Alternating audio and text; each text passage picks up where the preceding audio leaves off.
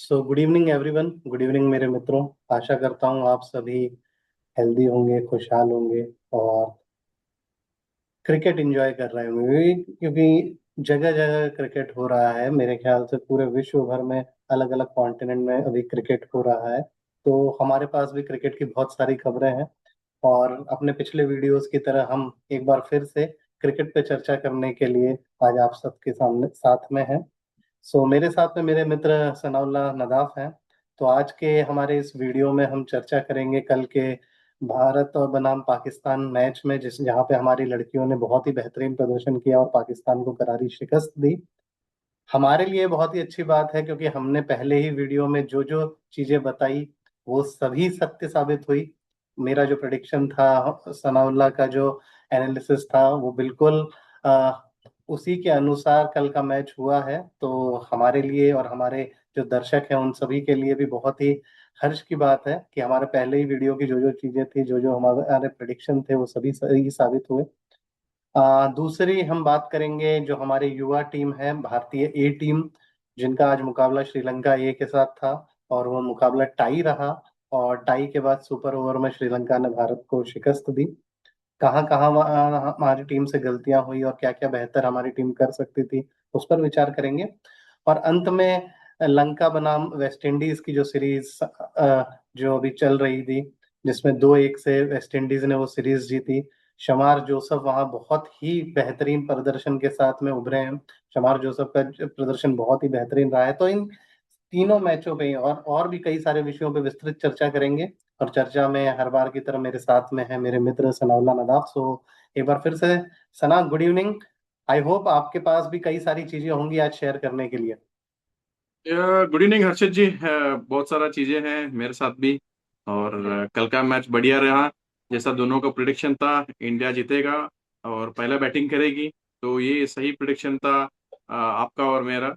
बिल्कुल इंडिया ने अच्छा परफॉर्मेंस किया।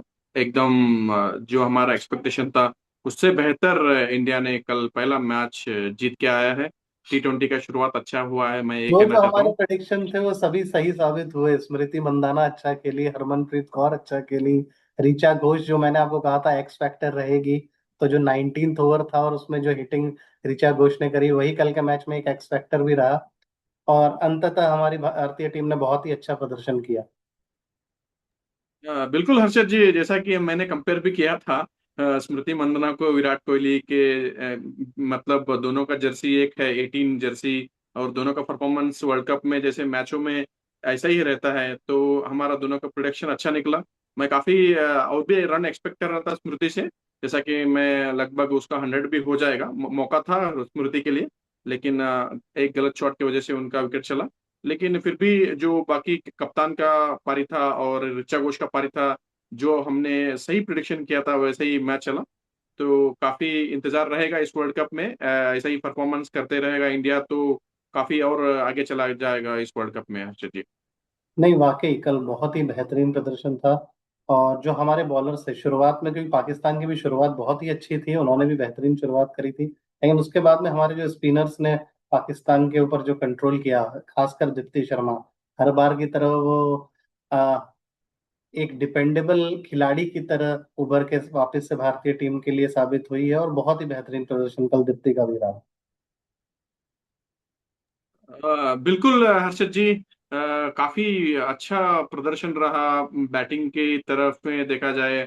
और खास तौर पर जब बॉलिंग की तरफ हम देखा जाए तो हम तो कह नहीं सकते कि डिपेंडेबल है, लेकिन हाँ, दीप्ति शर्मा की जैसा हम बॉलिंग एक्सपेक्टेशन कर रहे थे तो उससे ज्यादा हमका उनका एक्सपेक्टेशन परफॉर्मेंस कल ये मैच में दिखा। उन्होंने 5 विकेट भी चटकाई। ये काफी देखने के लिए अच्छा रहा और इंडिया के लिए भी बहुत अच्छा पॉजिटिव साइड है, क्योंकि एक ऑलराउंडर और एक डिपेंडेंट इंडिया के लिए मिडिल ऑर्डर में बैटिंग भी करती है, बॉलिंग भी अच्छा रहा। तो एक पॉजिटिव साइड है इंडिया के लिए इस वक्त में हर्षद जी। या डेफिनेटली पहला ही मैच जीतना, और वो भी अपने चिर प्रतिद्वंदी जो कि पाकिस्तान है, और उसको जिस तरीके से हराया। एक जीत और हार का फर्क अलग रहता है, लेकिन जिस तरह से कल इंडिया ने जीता, क्योंकि शुरुआत में इंडिया भी प्रेशर में थी, विकेट्स हमारे जल्दी चले गए थे, लेकिन उस टाइम पे जो हमारे कप्तान उप कप्तान ने बहुत ही समझदारी से जो बल्लेबाजी करी। तो कल ओवरऑल भारतीय टीम का प्रदर्शन वाकई सराहनीय रहा। अब आगे के मैचों में देखना होगा कि क्या जेमिमा रोड्रिगेज और बाकी बल्लेबाजों का भी बल्ला चलता है या नहीं। हर्षद जी सही बोला ना आपने, क्योंकि शुरुआत जो एक्सपेक्ट हमने किया था वो शुरुआत नहीं मिला भारत के लिए। तो मैं उम्मीद करता हूं कि अगले मैच में शफाली और जमीमा का बल्ला चले और उनका योगदान अच्छा रहे, ताकि क्योंकि आने वाले मैचेस में थोड़ा और भी टफ कंपटीशन होगा, क्योंकि बांग्लादेश भी जीत कर आ रहा है, उसके साथ में साउथ अफ्रीका के साथ में खेलना है, ऑस्ट्रेलिया के साथ में खेलना है। तो इनके मैचों का लिहाज रखते हुए दोनों बल्लेबाजों का थोड़ा अच्छा परफॉर्मेंस हम एक्सपेक्टेशन करेंगे, क्योंकि जब भी टॉप टॉप ऑर्डर बैटिंग करता है तो कभी भी टीम खतरे में नहीं आ सकता है। थोड़ा बहुत हमको लगा कि शुरुआत में थोड़ा धीमी शुरुआत हो गई, लेकिन जो पारी को संभाला स्मृति मंदाना ने और हरप्रीत कौर ने, दोनों ने काफी मिडिल ऑर्डर में पारी को संभाला और एक अच्छा टोटल में तब्दीली की। लेकिन अंत में जो शुरुआत जो खत्म करना चाहिए था ऋचा घोष और दीप्ति शर्मा ने, उसको अच्छा खत्म किया हर्षद जी। जी, तो हम आशा करते हैं कि हमारी भारतीय टीम इसी प्रकार से आगे भी प्रदर्शन करती रहेगी। और डेफिनेटली हम जिस प्रकार से 50 ओवर में चैंपियन है, उसी प्रकार से T20 भी चैंपियन हम ही होंगे। इसी के साथ चलते हैं आज के दूसरे सेगमेंट पे, जहाँ पे हम बात करेंगे हमारे जो युवा प्लेयर हैं, इंडिया ए की टीम, जिनका आज मुकाबला श्रीलंका ए की टीम के साथ था। बहुत ही बेहतरीन मुकाबला था। मैच टाई पे खत्म हुआ और उसके बाद में सुपर ओवर में हम हार गए। तो इस पर आपका क्या विचार है नदाव जी? क्या गलतियां हमारी रह गई, या क्या पॉजिटिव इसमें पॉइंट्स थे भारतीय टीम के लिए, या कहाँ पे एरिया ऑफ इम्प्रूवमेंट है? या हर्षद जी बिल्कुल, जब आज का मैच में देखा जाए तो श्रीलंका ए और इंडिया ए बीच में चल रहा था, जो तिलक वर्मा ने कप्तानी कर रही है। लेकिन मैं समझता हूँ कि जो मैचेस चल रहे हैं बहुत अच्छा पॉजिटिव दिखा बैटिंग की तरफ। लेकिन थोड़ा बहुत मेरे को एक्सपेक्टेशन ज्यादा था, जब एक यंग प्लेयर जो आईपीएल में इतना धमाका चलाया, धमाके बल्लेबाज चलाया आईपीएल में और हाई स्कोरिंग रहा। और जो बैटिंग मैंने एक्सपेक्ट किया था वैभव सूर्यवंशी से, वो थोड़ा मेरे को थोड़ा एक्सपेक्टेशन में कमी लगी और उनका बैटिंग में थोड़ा तब्दीली हुई। लेकिन ऐसा लग रहा है कि वैभव सूर्यवंशी जो T20 में फॉर्मेट में जो बैटिंग अपनाया था, वो शायद इस वनडे में, तीनों वनडे में नहीं दिखा, क्योंकि शायद उनके प्लानिंग में या एग्जीक्यूशन में थोड़ा चूक हो गया। मेरे को ऐसा लगता है जो उन्होंने शुरुआत करते थे छक्कों से, लेकिन जो 3 ओडीआई में मैंने उनका बैटिंग देखा, उन्होंने सिर्फ बाउंड्री के ध्यान पे देते हुए अपना विकेट गंवा बैठे। जो एक्सपेक्टेशन मैंने वैभव सूर्यवंशी के पास ज्यादा रखा था, वो थोड़ा मेरे को काफी निराशाजनक लगा हर्षद जी। हाँ, मतलब आप ही नहीं, मतलब जितने भी हमारे भारतीय दर्शक हैं, जिन्होंने कई सारी उम्मीदें लगाई थी वैभव से, वैभव का प्रदर्शन उसके अनुरूप नहीं रहा। लेकिन मुझे ऐसा लगता है कि उसमें किसी थोड़ा बहुत जो योगदान है वो श्रीलंकन पिचेस का भी है। कॉज आप भारत में जिस प्रकार के पिचेस पे आप खेल के गए, और उसके बाद में जब श्रीलंका में स्लो पिचेस, कॉज ऐसा नहीं है कि वैभव का ही बल्ला नहीं चल रहा, प्रियांश आर्य ने भी बहुत अच्छे रन बनाए थे, प्रभसिमरन भी अच्छे फॉर्म में थे, लेकिन उनमें से किसी का भी बल्ला अभी नहीं चल रहा। तो इसका मतलब कहीं ना कहीं मैं ये भी कहना चाहूंगा कि लंका ने बहुत ही अच्छी गेंदबाजी भी करी है, लेकिन साथ के साथ में जो लंकन कंडीशन है, उसको अडेप्ट करने में अभी भारतीय टीम थोड़ा सा पीछे रही है। तो मेरे को लगता है अभी यंग प्लेयर हैं, एक दो बार दौरे करेंगे, बाहर जाएंगे, तो शायद चीजों को और बेहतर समझेंगे। कंडीशंस को कितने जल्दी अडॉप्ट करते हैं, कितने जल्दी अडेप्टेशन उनके अंदर आता है, वो सारी चीजें जब होंगी, तो मेरे को लगता है कि हमारी भारतीय टीम और वैभव सूर्यवंशी और बाकी सभी प्लेयर और बेहतर परफॉर्म करेंगे। तो मेरा यह मानना है कि पहली बार ही वो इस तरीके से इंडिया ए के साथ में अभी गए हैं श्रीलंका दौरे पे, और पहला ही शायद श्रीलंका दौरा है, to the best of my knowledge. तो शायद उनको वो जो परिस्थितियां हैं वहाँ की, उसमें एडजस्ट होने में थोड़ा सा टाइम लग रहा है। लेकिन आप चिंता न करें, बहुत ही प्रतिभाशाली खिलाड़ी हैं, बहुत ही होनहार खिलाड़ी हैं, एंड आई एम श्योर कि वो बेहतरीन प्रदर्शन करेंगे। बिल्कुल हर्षद भाई, आपने सही बोला। सिर्फ एक ही प्लेयर्स को हम ऐसा टारगेट नहीं कर सकते, क्योंकि 11 प्लेयर को भी परफॉर्मेंस करना पड़ता है ओडीआई सीरीज में। और दूसरा चीज आपने सही बताई कि जो पिच कंडीशन होता है श्रीलंका में और इंडिया में, काफी डिफरेंस होते हैं इन पिचेस में। तो शायद पिच कंडीशन को थोड़ा एडजस्ट होने में थोड़ा टाइम लगा है, शायद इसीलिए थोड़ा बहुत बैटिंग में वो परफॉर्मेंस नहीं आई। लेकिन बॉलिंग में भी काफी अच्छा दिख रहा था, और नए नए जो यंग प्लेयर्स है, अच्छा परफॉर्मेंस दिखा मेरे को ऐसा लग रहा है। लेकिन शायद इंडिया के लिए आज भी थोड़ा बहुत रन शॉर्ट हो गए, और थोड़ा शुरुआत में बहुत सारा विकेट उन्होंने खो दिया था। लेकिन अंत में जो पारी दोनों ने किया, जो नए बल्लेबाज थे, अच्छा परफॉर्मेंस किया, और उनसे अच्छा परफॉर्मेंस भी आज दिखा। तो जो युवराज निगम है और श्रेयांश शेरगे है, दोनों बल्लेबाज अच्छा पारी खेली, और एक अच्छा टारगेट भी पहुंचा दिया इंडिया के लिए।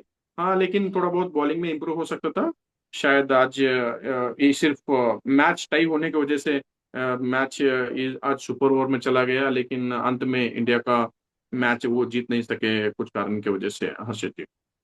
इसमें मैं जो पॉजिटिव पॉइंट देखता हूँ इस सीरीज में, वो है सूर्यांश छेड़गे। जिस तरीके से उन्होंने बल्लेबाजी करी है, जिस तरह से उन्होंने अपनी ऑलराउंडर की भूमिका निभाई है, जितने बेहतरीन वो फील्डर हैं, बहुत ही प्रॉमिसिंग लगे हैं, बहुत ही प्रॉमिसिंग लगे हैं। और मैं आपसे कहना चाहूंगा कि हो सकता है कि वो भी आपको बहुत ही जल्दी भारतीय जर्सी में दिखें। अभी इंडिया ए के लिए खेल रहे हैं, लेकिन क्योंकि हमारे पास एक मीडियम पेस बॉलिंग ऑलराउंडर की कमी है, हार्दिक पांड्या का जिस तरह से हम देखते हैं कि वो अधिकतर चोटिल रहते हैं या खेल से दूर रहते हैं, तो उसमें नीतीश रेड्डी के साथ साथ में अगर आपको बेंच पे किसी को बैठाना है, तो मेरे ख्याल से सूर्यांश शेड्गे उस नंबर पे, जो छठा सातवां नंबर जो रहता है बल्लेबाजी का, जहाँ पे आपको एक हार्ड हिटर की जरूरत है, और उसके साथ साथ ही एक ऐसा गेंदबाज जो आपको 4-5 ओवर कर दे, या T20 के अंदर 2-3 ओवर कर दे, तो मेरे ख्याल से वो उस कमी को पूरी कर सकता है। मुझे बड़ी प्रॉमिसिंग लगे हैं वो अभी, लेकिन but it's again very early days. लेकिन उन्होंने जिस तरह की पारियां पंजाब किंग्स के लिए खेली हैं, और उसके बाद में जिस तरह की पारियां उन्होंने अभी इस दौरे पे खेली, he is looking very promising. So I what I am feeling और what I am seeing that his future is bright. लेकिन अभी वही देखना है कि वो अपने आप को किस तरीके से और निखारते हैं, किस तरह से और अपने गेम में निखार लेके आते हैं, और किस तरीके से अंडरस्टैंडिंग और बढ़ाते हैं। बिकॉज अल्टीमेटली क्रिकेट जो है वो अंडरस्टैंडिंग का खेल है। क्रिकेट जो है वो जिस तरह से फिजिकली खेला जाता है, उसके साथ साथ ही मेंटली भी खेला जाता है। तो वो किस तरीके से और बेहतर बनते हैं आने वाले दिनों में, ये तो वक्त ही बताएगा। लेकिन जिस तरह से अभी तक का उनका प्रदर्शन रहा, मेरे को लगा कि भारतीय टीम में से जो स्टैंड आउट परफॉर्मर जो इस टूर्नामेंट में अभी तक निकल के आए हैं, वो सूर्यांश शेड़गे है। बिल्कुल सही बताया हर्षित जी आपने। जो एक ऑलराउंडर अच्छा पारी खेले हैं आज भी, और उनका बैटिंग में दिखा और बॉलिंग में भी एक अच्छा विकेट निकाले। तो ऐसे ऑलराउंडर चाहिए इंडिया के फ्यूचर के लिए, जो बेंच में हमको रहे, और फ्यूचर में हमको बहुत सारा उसका उपयोग कर सकते हैं ऑलराउंडर की। और मेरे को लगता है ये अच्छा युवाओं का खेल है, और युवाओं और भी इंडिया में उभरते हुए आ रहे हैं। तो एक अच्छा पॉजिटिवनेस है इंडियन क्रिकेट के लिए, ऐसा लगता है हर्षद भाई। जी बिल्कुल। और सबसे मेन बात है कि आप किस परिस्थितियों में रन बनाते हो, कैसी आपकी परिस्थितियां रहती है। आज भारतीय टीम के विकेट जल्दी हो गए थे, तो वहां पे उन्होंने समझदारी से भी बैटिंग करी। जहां पे पहले के जो मैचों में उनको एक अच्छा प्लेटफॉर्म मिला था, तो उन्होंने फास्ट रन भी बनाए।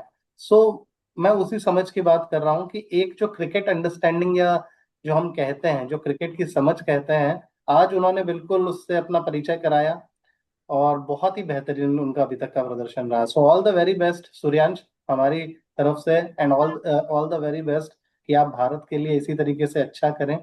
और हम चाहते हैं बहुत ही जल्दी कि आप भारतीय जर्सी में भी इंडिया ए के लिए ही नहीं, बल्कि इंडिया के लिए भी खेलें। और जरूर हर्षद भाई, हम भी काफी खुश है उनका परफॉर्मेंस से। मैं भी उनको ऑल द बेस्ट कहूंगा, और आने वाले दिनों में एक अच्छा और परफॉर्मेंस, बेहतरीन परफॉर्मेंस करे, और इंडिया के लिए सेलेक्ट हो जाए एज ऑलराउंडर। मैं भी उनको विश ऑल द बेस्ट करना चाहता हूँ। और काफी देखने को मिला, तिलक वर्मा का कप्तानी भी अच्छी रही है आज के पारी में। थोड़ा बहुत चूक हो गए बैटिंग पे, लेकिन शायद उसको अगले मैच में और अच्छा करेंगे हर्षद जी।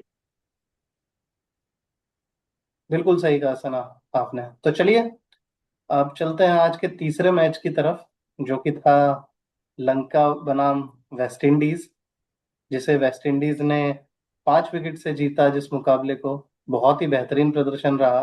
एंड स्पेशली जो एक बार फिर से स्टैंड आउट परफॉर्मर जो वेस्ट इंडीज के लिए निकल के आया है वो शमार जोसफ। शमार जोसफ को याद करता हूँ तो मुझे वो ऑस्ट्रेलिया वाला टेस्ट याद आता है जहाँ पे उन्होंने अपने दम पे ऑस्ट्रेलिया को ऑस्ट्रेलिया के घर में हरा दिया था।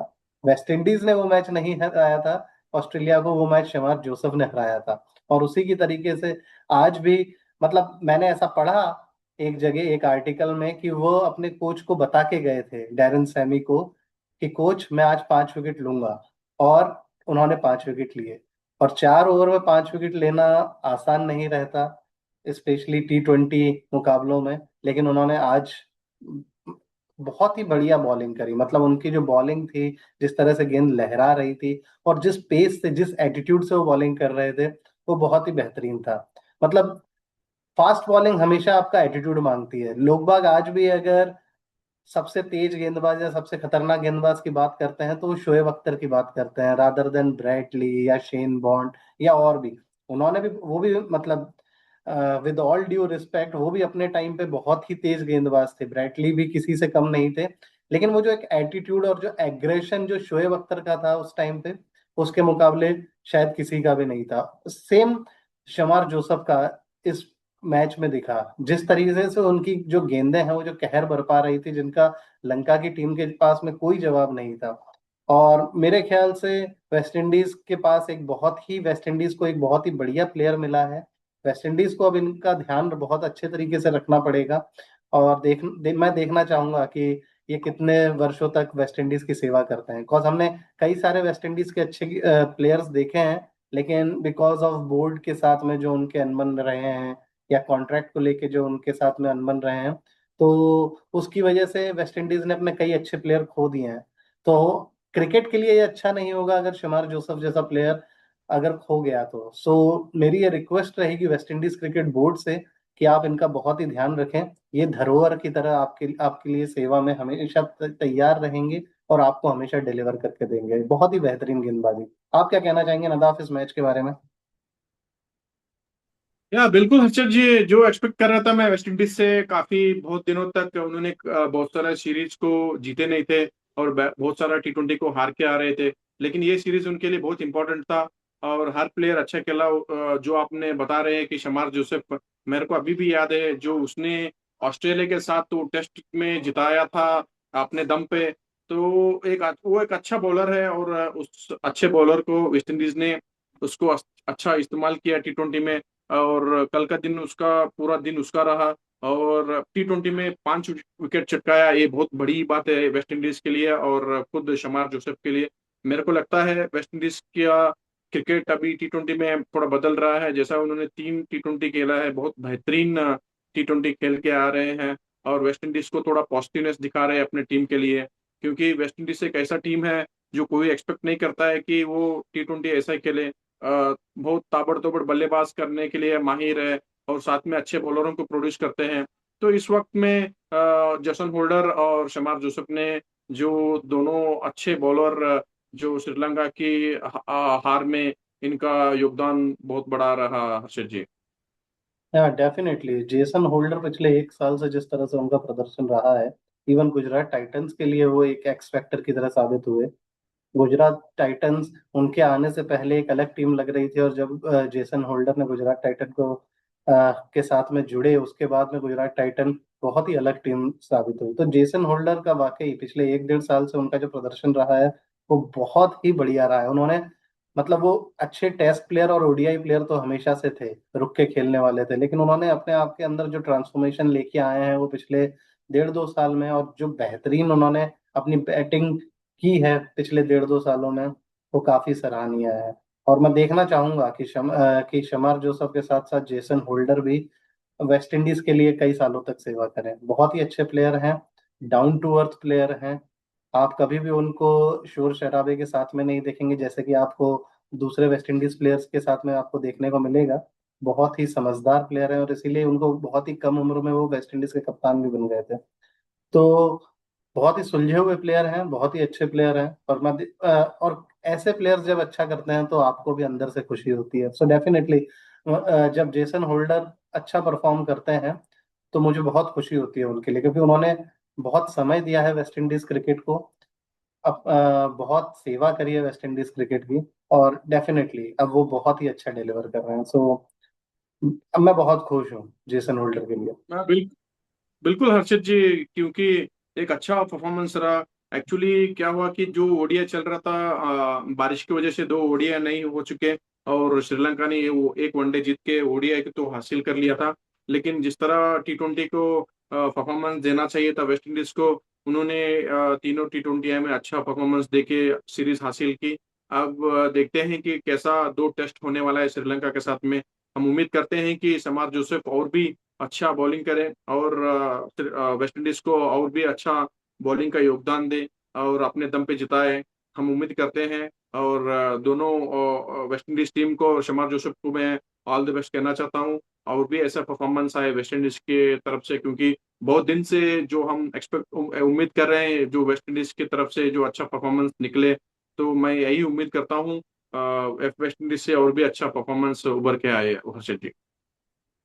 जी सना, तो इसी के साथ हम आज के अपने इस वीडियो के अंत में पहुंचे हैं। आशा करते हैं कि हमारे सभी जो दर्शक हैं उनको हमारा आज का ये वीडियो पसंद आया होगा, आज का ये संवाद पसंद आया होगा। और अगर आप चाहते हैं कि कोई टॉपिक जो हम आपस में डिस्कस करें, या आप हमारे साथ किसी टॉपिक में जुड़ना चाहते हैं, तो डेफिनेटली हमें कमेंट करके बताएं और हमें बहुत प्यार दें, because it these are early days for us. तो हमें आपकी सहायता की बहुत जरूरत है।